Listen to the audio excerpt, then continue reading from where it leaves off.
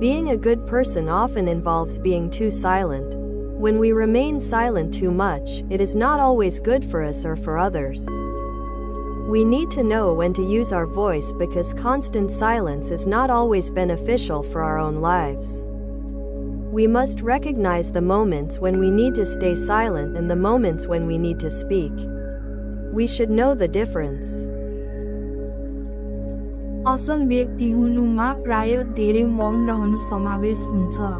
जब हामी धेरै चुप लाग्छौं, यो सधैँ हाम्रो लागि वा अरूको लागि राम्रो हुँदैन। हामीले आफ्नो आवाज कहिले प्रयोग गर्ने भनेर जान्न आवश्यक छ, किनभने निरन्तर मौनता हाम्रो आफ्नै जीवनको लागि सधैँ लाभदायक हुँदैन।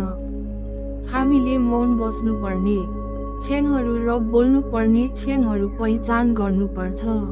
हामीले फरक जान्नुपर्छ।